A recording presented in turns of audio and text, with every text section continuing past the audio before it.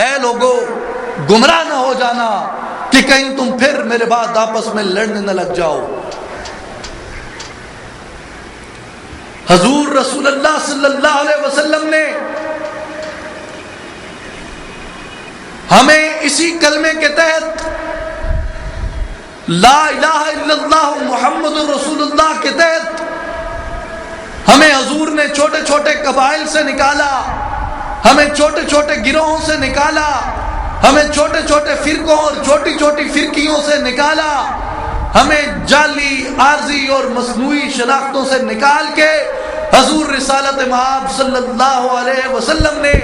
پوری انسانیت کو یہ پیغام دیا کہ اب تم کسی گروہ میں تقسیم ہو کے نہیں رہو گے، اب تم کسی طبقے میں تقسیم ہو کے نہیں رہو گے،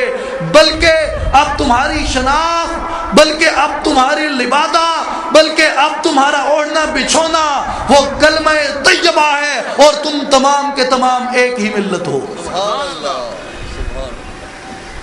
لیکن ہم نے تاریخ کے پہیے کو الٹا یوں چلایا کہ حضور نے ہمیں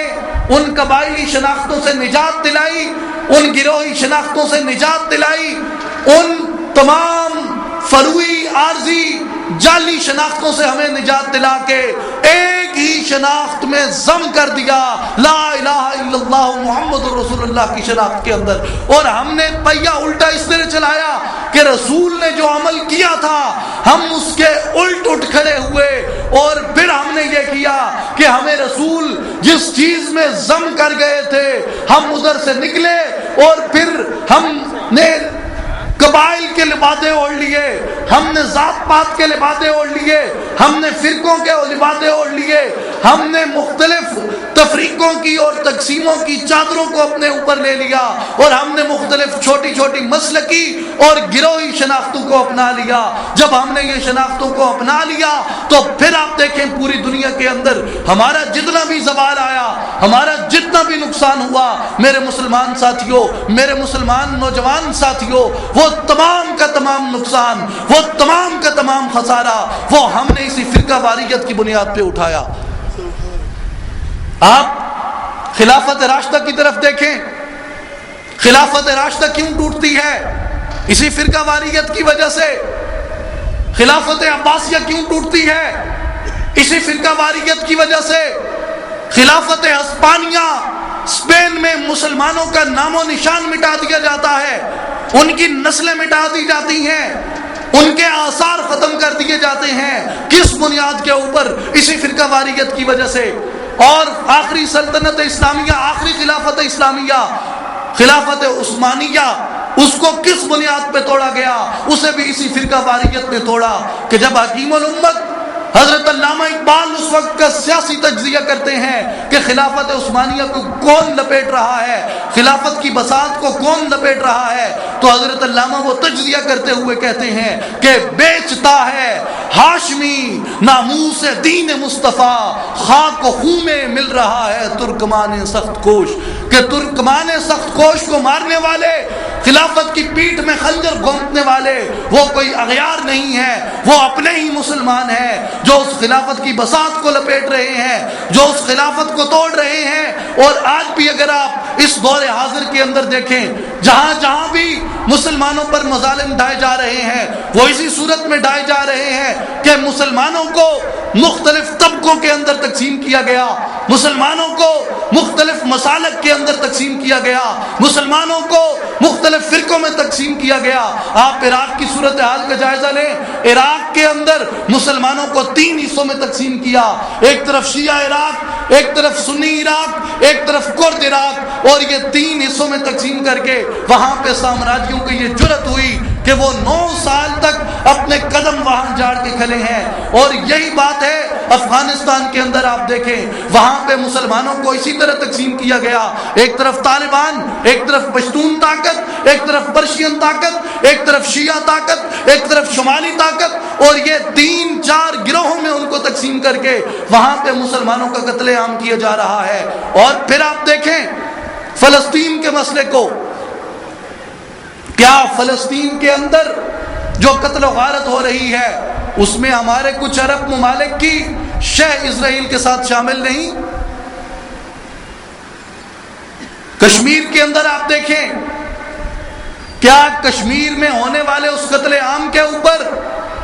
ہمارے وہ مسلمان برادر اسلامی ممالک جن کے مظالم کا رونا ہم یہاں بیٹھ کے روتے ہیں، وہ کشمیر کے مسلمانوں کے خون کی بات نہیں کرتے؟ کیوں کہ کہتے ہیں انڈیا کے ساتھ ہمارے تجارتی تعلقات خراب ہوں گے۔ آپ افغانستان میں دیکھیں، افغانستان میں جب جارحیت ہوتی ہے تو کیا اس جارحیت کو مسلمان ممالک نے سپورٹ نہیں کیا تھا؟ عراق میں جب مسلمانوں کا قتل عام ہوتا ہے تو کیا عراق کے مسلمانوں کے اس قتل عام میں مسلمان ممالک کی سپورٹ ان صہیونی، ان زائنسٹ، ان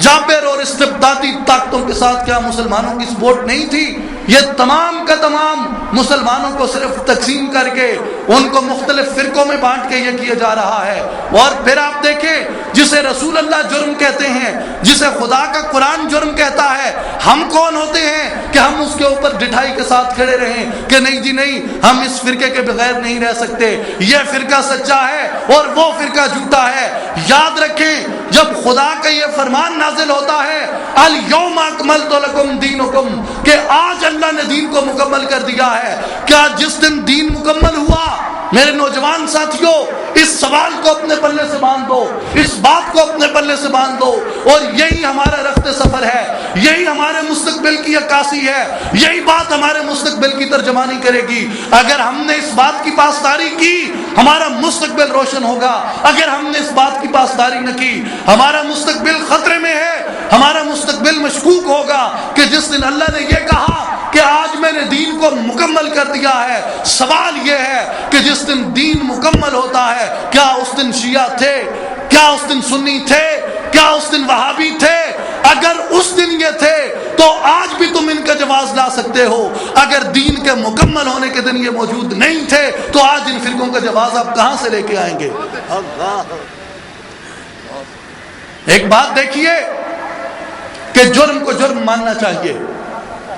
ظلم کو ظلم ماننا چاہیے۔ کیوں کہ آپ ظلم کو ظلم نہیں مانیں گے، آپ توبہ نہیں کریں گے، آپ توبہ نہیں کریں گے، اللہ آپ کو معاف نہیں کرے گا۔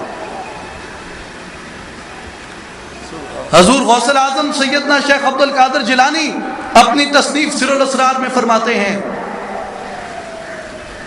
کہ ابلیس نے بھی خطا کی، آدم نے بھی خطا کی، ابلیس مردود ہو گیا، آدم فلاح پا گئے۔ فرق کیا ہے؟ خطا ابلیس نے بھی کی، حکمت اولی کی، خطا آدم سے بھی ہوئی، اللہ نے کہا لا تقربا هذه الشجر، مگر وہ درخت کے قریب چلے گئے، اللہ کا حکم نہ مانا،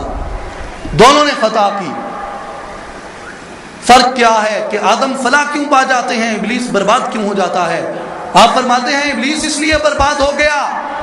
کہ اس نے اپنے جرم کو ماننے سے انکار کیا، اور اس نے اللہ کو کہا یا اللہ تو چاہتا تو یہ کیسے ممکن تھا میں آدم کو سجدہ نہ کرتا، تو چاہتا، تیری رضا ہوتی، تیری منشا ہوتی تو یہ کیسے ممکن تھا میں آدم کو سجدہ نہ کرتا۔ جب اس نے اپنی خطا کو، جب اس نے اپنے جرم کو، جب اس نے اپنے ظلم کو ماننے سے انکار کر دیا، اللہ نے اس کے گلے میں لعنت کا توپ ڈال دیا۔ اور حضرت آدم جب ان سے خطا سرزد ہوتی ہے، وہ یہ نہیں کہتے کہ الہ العالمین یہ تیری منشا تھی یا نہیں تھی، وہ یہ نہیں کہتے کہ الہ العالمین یہ تیری رضا تھی، بلکہ حضرت آدم کہتے ہیں ربنا ظلمنا انفسنا، الہ العالمین میں نے اپنی جان پہ ظلم کیا ہے، اپنی خطا کو خطا مانتے ہیں، اللہ تعالیٰ بخش دیتا ہے۔ آج ہماری ڈٹھائی کا یہ عالم ہے کہ ہم جرم بھی کیے جا رہے ہیں اور اس پہ ڈیٹ بھی ہوئے جا رہے ہیں، ہم ظلم بھی کرتے ہیں پھر اس ظلم کا جواز بھی لے کے آتے ہیں۔ یاد رکھیں ظلم کا کوئی جواز نہیں ہوتا، جرم کا کوئی جواز نہیں ہوتا، جرم جرم ہوتا ہے وہ بلا جواز جرم ہوتا ہے، ظلم ظلم ہوتا ہے وہ بلا جواز ظلم ہوتا ہے، خطا خطا ہوتی ہے وہ بلا جواز خطا ہوتی ہے، اور فرقہ واریت ظلم ہے، فرقہ واریت جرم ہے، فرقہ واریت خطا ہے، یہ بلا جواز خطا ہے، یہ بلا جواز جرم ہے، یہ بلا جواز ظلم ہے۔ اور جب تک یہ ظلم ہم خدا کے کلمے سے کرتے رہیں گے، اپنی بنیاد اپنی اساس لا الہ الا اللہ محمد رسول اللہ سے کرتے رہیں گے، اللہ کا یہ فرمان ہمارے اوپر لاگو رہے گا۔ فَكَأَيٍّ مِّن قَرْيَةٍ أَهْلَكْنَاهَا فَهِيَ ظَالِمَةٌ، جو بستیاں ظالم ہو جائیں اللہ ان کو ہلاک کر دیتا ہے۔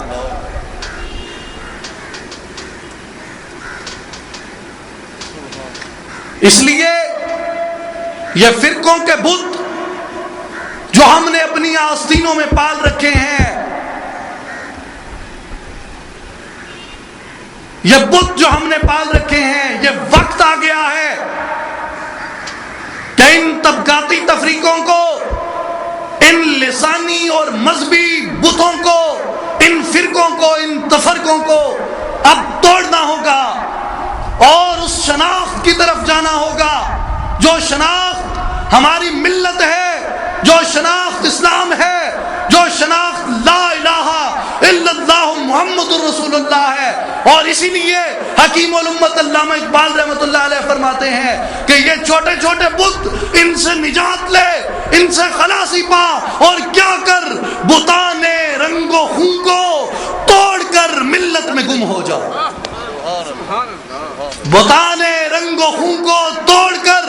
ملت میں گم ہو جا، نہ ایرانی رہے باقی، نہ تورانی نہ افغانی، کہ تیری شناخت وہ ایرانی ہونا نہیں، تیری شناخت وہ پٹھان ہونا نہیں، تیری شناخت سنی ہونا نہیں، تیری شناخت شیعہ ہونا نہیں، تیری شناخت وہابی ہونا نہیں، تیری شناخت مسلمان ہونا ہے، تیری شناخت لا الہ الا اللہ محمد رسول اللہ ہے۔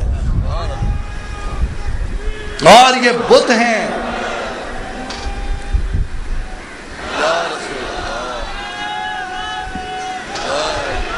اور یہ بت جب تک نہیں ٹوٹتے، یہ بت جب تک نہیں ٹوٹتے، یہاں پہ کسی بہتری کے امکانات روشن نہیں ہو سکتے۔ یہ کشمکش، یہ تقسیم، یہ فتنے، یہ فساد جاری رہیں، آپ کس خیر کی توقع رکھیں گے اس معاشرے سے؟ یہ دور اپنے براہیم کی تلاش میں ہے، صنم کدا ہے جہاں لا الہ الا اللہ، اگرچہ بت ہیں جماعت کی آستینوں میں، مجھے ہے حکم اذان لا الہ الا اللہ۔ یہ نغمہ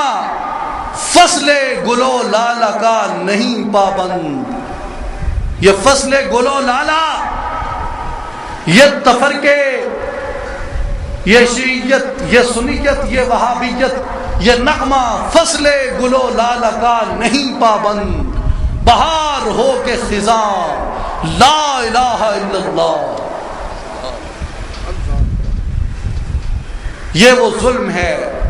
یہ وہ جرم ہے جس کی یہ سزا ہم بھگت رہے ہیں، اور جب تک ہم اس ظلم سے خلاصی نہیں لیتے، جب تک ہم ان تمام لبادوں کو، ان تمام شناختوں کو اتار نہیں پھینکتے اور ایک چھتری لا الہ الا اللہ محمد رسول اللہ کے نیچے جمع نہیں ہو جاتے، مسلمانوں ہماری تقدیر تبدیل نہیں ہو سکتی۔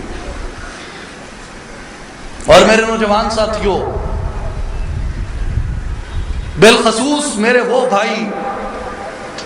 جو سکولز میں، کالجز میں، یونیورسٹیز میں پڑھ رہے ہیں، میں آپ کو مخاطب کر کے اصلاحی جماعت اور عالمی تنظیم العارفین کا یہ پیغام دینا چاہتا ہوں کہ قرون وسطیٰ کی روایات کو چھوڑ دو۔ قرون وسطیٰ کے تقاضے نہیں چلیں گے، قرون وسطیٰ کے مباحث نہیں چلیں گے، قرون وسطیٰ کے مناظرے نہیں چلیں گے، قرون وسطیٰ کی یہ لسانی مذہبی تفریقیں نہیں چلیں گی۔ آپ 21ویں صدی میں زندہ ہیں، آپ قرون وسطیٰ میں زندہ نہیں۔ ہر صدی اپنا تقاضا مانگتی ہے اور ہر صدی کا الگ تقاضا ہے۔ 21ویں صدی اپنے تقاضے چاہتی ہے، 21ویں صدی کے اپنے تقاضے ہیں۔ اس صدی میں قرون وسطیٰ کے تقاضے آزماؤ گے، اس صدی میں قرون وسطیٰ کے تقاضوں پہ ڈٹے رہو گے، اس صدی میں قرون وسطیٰ کے مناظرے چھیڑے رکھو گے، اغیار تمہارے سروں پہ سوار رہیں گے، یہ جیکٹیں بھی پھٹتی رہیں گی اور ڈرون بم بھی گراتے رہیں گے۔ میرے نوجوان ساتھیوں، جب ملتیں ڈوبنے پہ آ جائیں، جب قومیں تباہی کے دہانے پہ پہنچ جائیں، اور جب قوموں کی تقدیر تبدیل ہونی ہو، اس وقت ان قوموں کا ہراول دستہ وہ نوجوان ہوتے ہیں۔ کیوں کہ نظریے جب عروج پہ جائیں تو وہ جوان ہوتے ہیں، اور جوانوں کے بازو جوان ہی بنتے ہیں۔ اس لیے آپ کو اللہ نے جو یہ دھڑکنیں دیں جوان، جو عزم دیے جوان، جو سانسیں دیں جو جوان، جو ولولے دیے وہ جوان، جو جذبے دیے وہ جوان، اور آپ پہ یہ فرض ہے کہ آپ اپنے ان دھڑکنوں کو، ان جوان ولولوں کو، ان جوان سانسوں کو، ان جوان عزائم کو آپ اغیار کی تہذیب پہ صرف کرنے کی بجائے آپ انہیں اللہ کے دین کی سربلندی پہ صرف کریں۔